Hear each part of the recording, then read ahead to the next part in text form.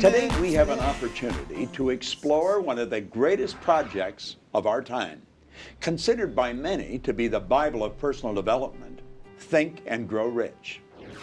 Now, fast forward 100 years, where in 2008, the Napoleon Hill Foundation would attempt to recreate history. Don Green, Chief Executive Officer of the Napoleon Hill Foundation, decided it's time to share some modern examples that illustrate these important and time-tested messages.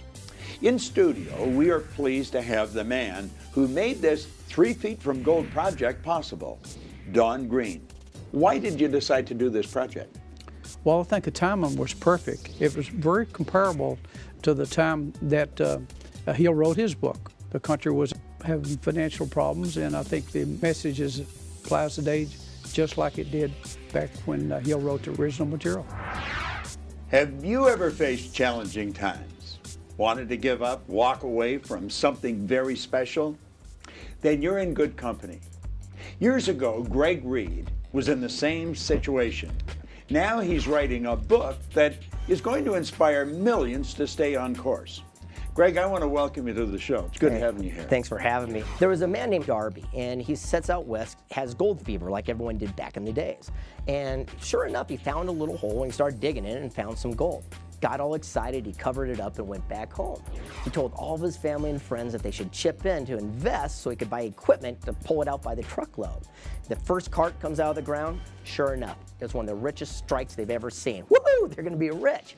But they kept digging and they ran out of gold. They kept digging and there was no more gold.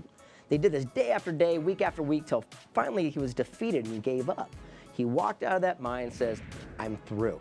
He sees a junk man walking by, says, hey buddy, give me $200, I'll sell you the mine and all the equipment. I'm out of here. And the junk man, being smarter than the average bear, says, well, I'll take it because the equipment is worth more than that just in itself. Now, what he did was something very intelligent. You see, he sought outside advice and counsel from people that have information greater than his own. And he sought an engineer and says, what happened? He said they had gold and they ran out. And the engineer said, it's simple. Gold runs in a vein like a finger. What they did is they popped into it and came out the other end. He says if you go back where they hit their treasure, go 3 feet in the opposite direction, you'll tap back into it also.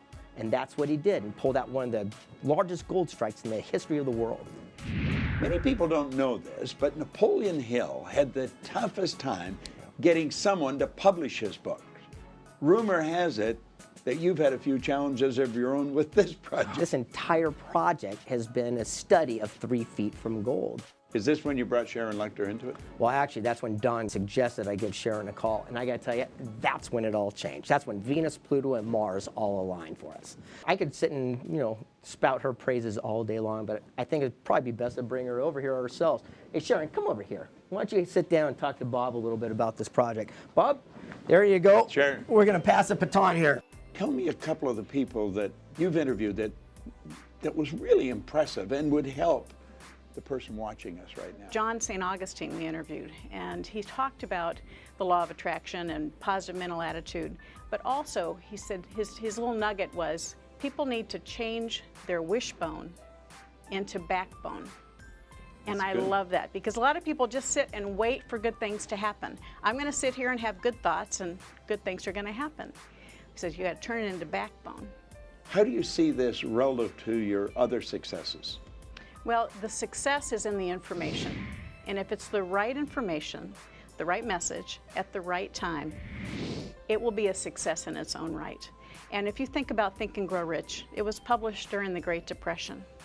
It helped millions of people with giving them the message of hope and vitality during a time when there was so much distress and so much financial collapse.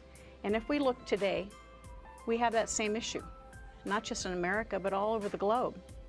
And so our goal and our hope for this project is that it will be able to provide hope, sustenance, and just one opportunity, allow people to start saying, if I do this, my life will be better. Well, Sharon, it's a real pleasure for me to be working on this project with you and Greg and Don. You are such an excellent example of this, and I think you've contributed so much to this. I want you to stop and think. Don't even look sideways. Don't ask anyone what they think you should do. Do what you know you should do. Get a hold of us and let us give you this information.